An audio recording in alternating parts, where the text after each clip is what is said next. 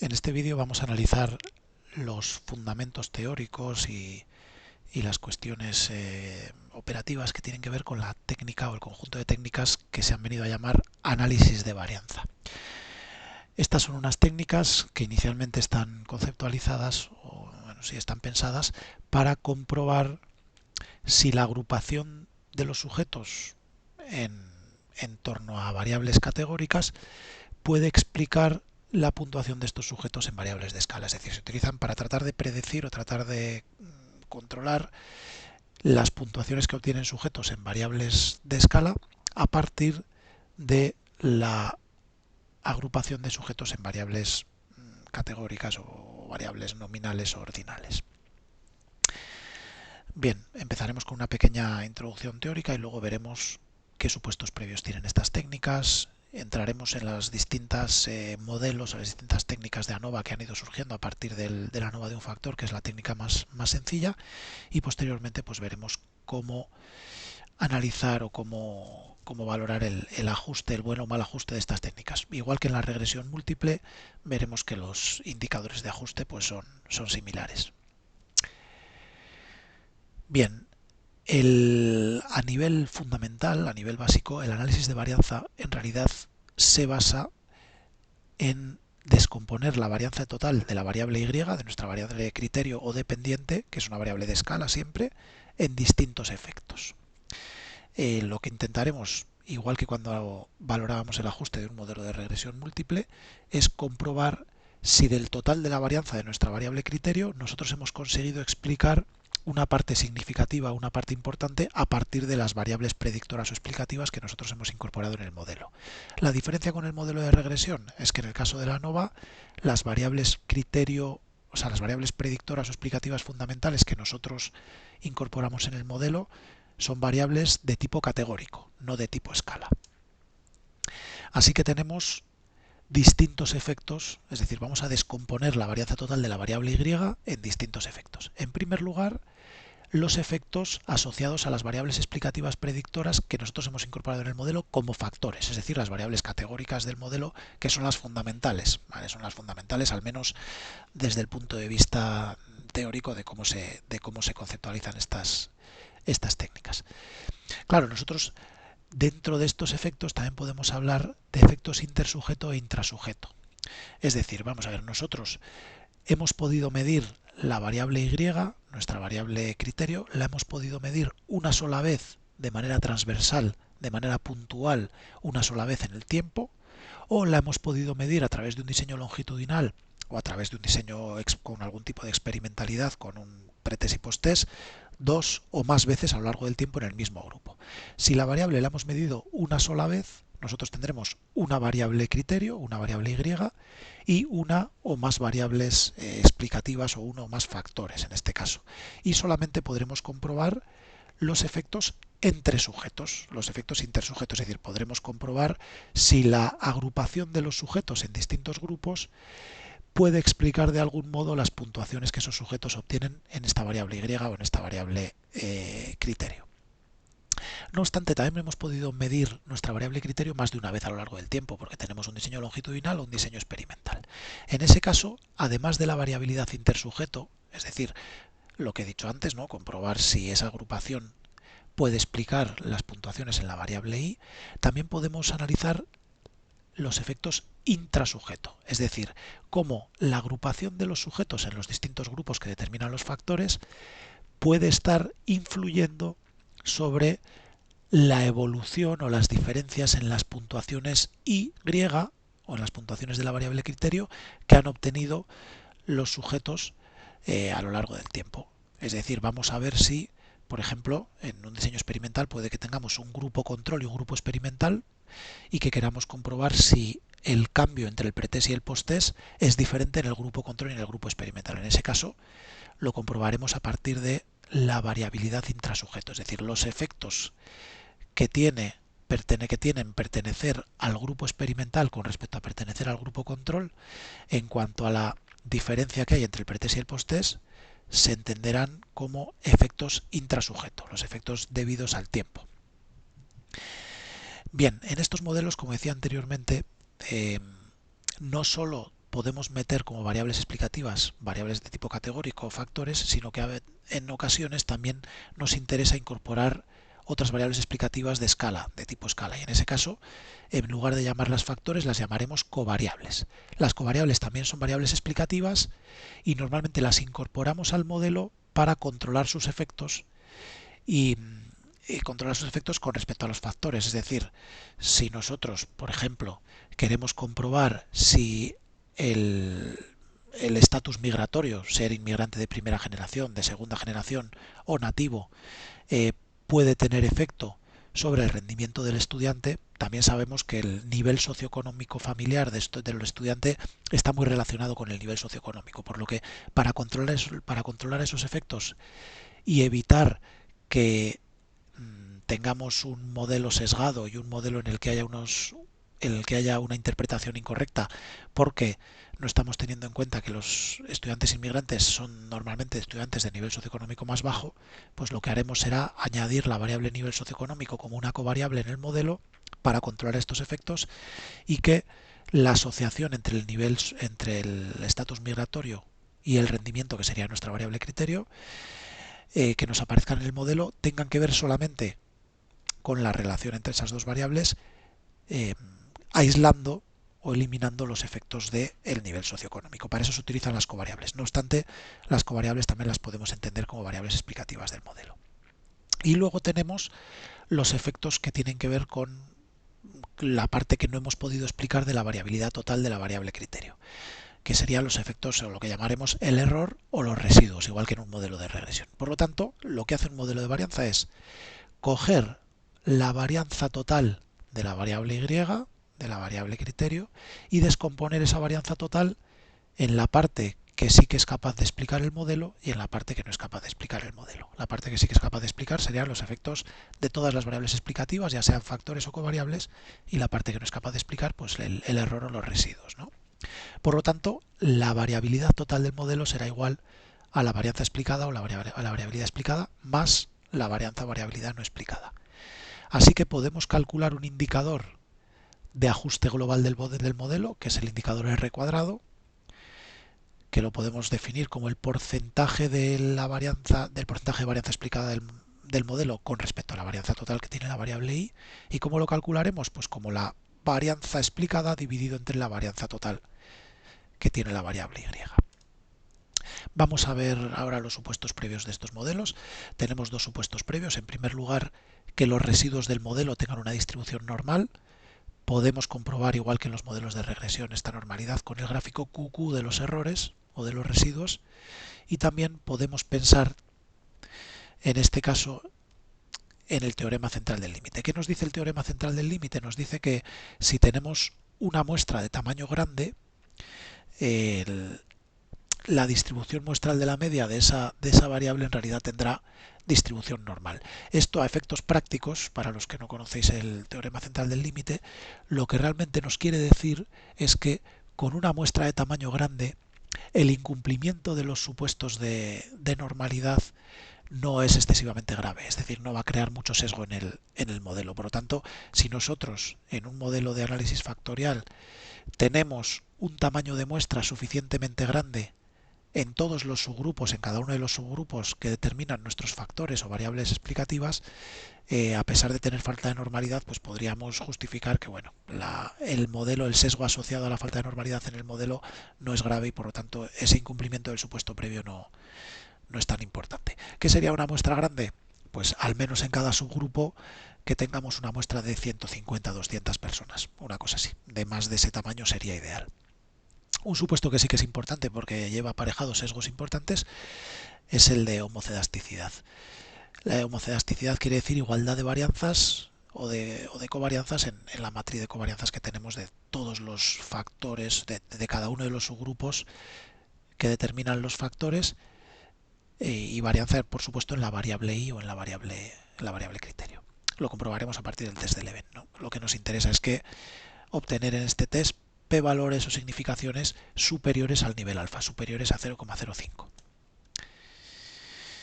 Este es el modelo de ANOVA más simple, que es el modelo de ANOVA de un factor. ¿Y por qué es el más simple? Porque en este modelo solamente tenemos una variable criterio, que será de escala, y un factor que será una variable categórica. No tenemos nada más, solamente tenemos dos variables. Por lo tanto, no es un modelo multivariante ni siquiera, sino que es un modelo bivariado con dos variables. Y fijaos lo que hacemos. En realidad, esta primera columna de suma de cuadrados lo que está calculando es la variabilidad, ¿vale? Fijaos en este total, esta sería la variabilidad total. La suma de cuadrados total es igual al sumatorio de la puntuación de cada sujeto menos la media de la variable al cuadrado. Si dividiéramos esto entre n, en realidad estaríamos calculando la varianza de la variable y. Así que, en realidad aquí lo que estamos midiendo es la variabilidad de la variable y sin dividir entre n. Y lo que hace el modelo de varianza, de ANOVA de un factor, perdón, es separar esta variabilidad total en dos fuentes de variabilidad. En la variabilidad asociada a la agrupación de los sujetos en cada uno de los grupos que determina la variable explicativa o el factor que nosotros tenemos en el modelo, más la variabilidad que no es capaz de explicar esa asociación de los sujetos en los grupos. Es decir, la varianza total o la variabilidad total es igual a la parte que sí que es capaz de explicar el modelo de esta variabilidad más la parte que no es capaz de explicar el modelo. Por lo tanto, la varianza total es igual a la varianza de los efectos principales más la varianza del error. Lo que nos interesa, por supuesto, es que estos efectos principales, esta parte de la variabilidad explicada, sea lo suficientemente grande como para señalar que efectivamente el modelo es significativo y que por lo tanto el factor o la variable explicativa que nosotros hemos incorporado al modelo sí que es capaz de explicar una parte significativa de la variable y. ¿Cómo comprobamos eso? Pues a partir de la significación de la tabla de ANOVA. En este caso, si este valor de significación está por debajo de 0,05 o por debajo de nuestro nivel alfa, indicaremos que el modelo sí que es significativo. Y por lo tanto, nuestro factor sí que está haciendo una explicación significativa de una parte o de una parte significativa de la variable y. Y comprobaremos cuánto de significativo o cuánto de grande son esos efectos dividiendo esta suma de cuadrados de los efectos explicados, de la variabilidad explicada, entre estos efectos totales. Y ese valor multiplicado por 100 será igual al porcentaje de varianza explicada por el modelo. Bien, lo que ocurre es que a lo largo del tiempo este modelo se ha ido mejorando, se ha ido puliendo y se ha ido adaptando a todas las necesidades y situaciones analíticas que nosotros nos podemos encontrar en las distintas investigaciones y los datos que podemos tener, ¿no? Por lo tanto, el modelo de ANOVA de un factor ha ido generalizándose y se ha convertido en un modelo lineal que se llama en algunos software estadísticos un modelo lineal generalizado que nos permite incorporar más de un factor, más de una variable explicativa de escala, incluso más de una variable criterio, incluso variables criterio de manera longitudinal, medidas de manera longitudinal. Tenemos a todos los modelos disponibles en esta tabla.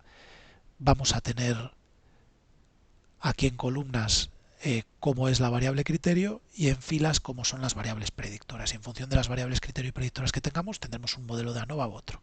Evidentemente, el modelo más simple es aquel en el que tenemos un diseño no experimental transversal, es decir, un diseño de panel a través de encuesta, ¿no? Hemos obtenido, queremos hacer una evaluación diagnóstica y a partir de encuesta hemos obtenido unos datos y entonces tenemos como variable criterio o variable principal una sola variable de escala, una sola variable cuantitativa. En ese caso, si nosotros en nuestro modelo solamente incorporamos un factor, es decir, una variable categórica explicativa, tendríamos un modelo de ANOVA de un factor. ¿Vale? Aquí están en filas las variables explicativas o predictoras. En cambio, si incorporamos en el modelo más de un factor, es decir, más de una variable categórica, ya estaríamos hablando de un modelo de ANOVA de n factores. Si fueran tres variables categóricas, por ejemplo, tres factores, pues sería un modelo de ANOVA de tres factores. En este caso, en el modelo de ANOVA de un factor, como veíamos anteriormente, solamente podemos medir efectos principales del factor que nosotros hemos añadido. Pero en el modelo de ANOVA de n factores, nosotros tendremos posibilidad de analizar dentro de la variabilidad explicada, tanto la variabilidad explicada por cada uno de los factores, como también la variabilidad explicada por la interacción entre los factores. Por ejemplo, si nosotros como factores añadimos el estatus migratorio que decíamos antes y también el sexo biológico, hombre o mujer, podríamos dentro de la variabilidad explicada analizar por un lado los efectos principales de la variable sexo, cómo afecta ser hombre o mujer sobre una variable criterio, por ejemplo el rendimiento, y también cómo afecta ser nativo, inmigrante de primera o de segunda generación sobre el rendimiento. Pero luego la variabilidad explicada la podremos separar en efectos principales y en efectos de interacción entre esas dos variables. ¿Qué podríamos analizar también? Pues cómo afecta diferencialmente sobre el rendimiento el hecho de ser un hombre inmigrante o una mujer inmigrante, el hecho de ser un hombre nativo o una mujer nativa. Esos serían los efectos de interacción. Toda esa variabilidad, por supuesto, es intersujeto, porque no tenemos longitudinalidad todavía en la variable criterio, solamente tenemos una variable criterio. En el caso de que incorporemos también como variables explicativas algunas variables de escala, es decir, algunas covariables, tendremos un modelo que en vez de ANOVA se llama ANCOVA, análisis de covarianza. Bien, también nos ocurre en ocasiones que tenemos modelos, tenemos un diseño transversal, un diseño de panel, pero en el que queremos incorporar más de una variable criterio, más de una variable dependiente o más de una variable Y. Es decir, varias variables de escala como variables criterio. En ese caso ya no hablaremos de ANOVA o de ANCOVA, sino que hablaremos de MANOVA o de MANCOVA, es decir, análisis de varianza multivariante o análisis de covarianza multivariante. Fijaos que podríamos tener un modelo ya bastante complejo en el que tenemos más de una variable Y y también más de un factor y alguna covariable. Sería el modelo más complejo de tipo transversal. Y también podemos conceptualizar un modelo en el que también tenemos más de una variable criterio, pero que estas variables son longitudinales, es decir, están medidas, está medida la misma variable durante varias veces en el tiempo, en la misma muestra, por supuesto, no siempre aquí estamos hablando de la misma muestra. Por lo tanto, lo que tenemos en este caso es un diseño no experimental longitudinal o un diseño ya experimental pretest post-test, o bueno, con varios pretest y varios post-test, ¿no? Es decir, tenemos dos o más variables cuantitativas, pero en realidad esa variable es la misma variable medida a lo largo del tiempo. Y en este caso ya sí que tendremos variabilidad intrasujeto y variabilidad intersujeto. A ver si logro que se vea todo. Vamos a ver si aquí le quitamos.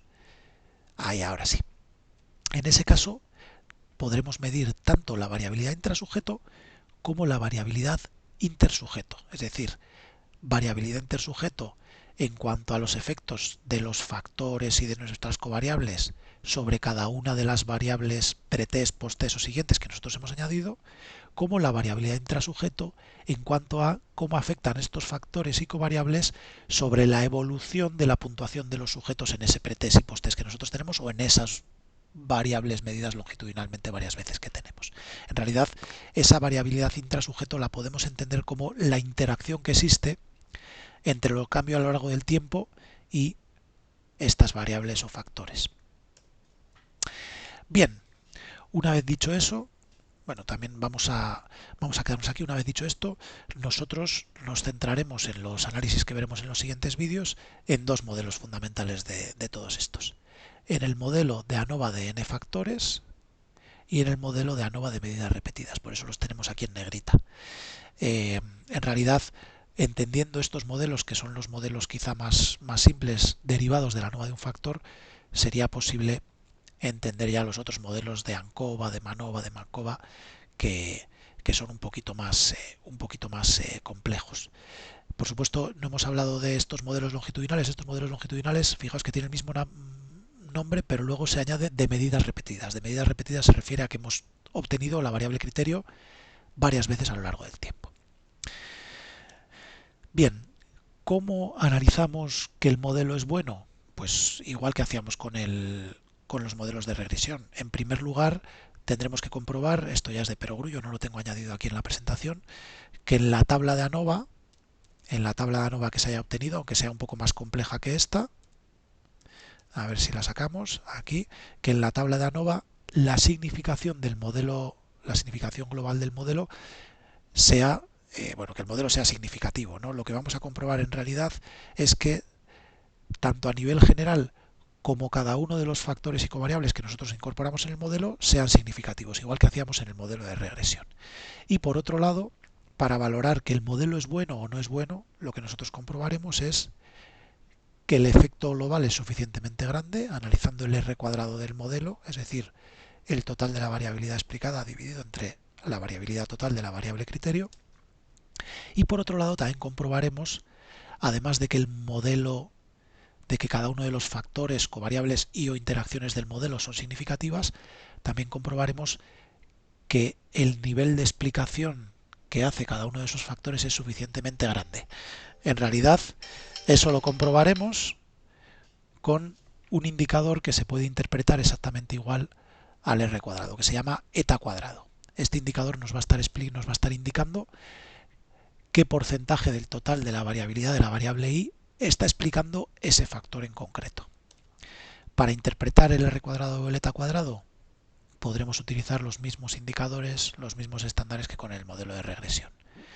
Con un nivel de explicación inferior al 1% o a 0,01, efectos muy bajos, no sería un buen nivel de explicación. Entre el 1 y el 10%, efectos bajos. Entre el 10 y el 25%, efectos moderados. Entre el 25 y el 50, efectos altos. Y más del 50, efectos muy altos.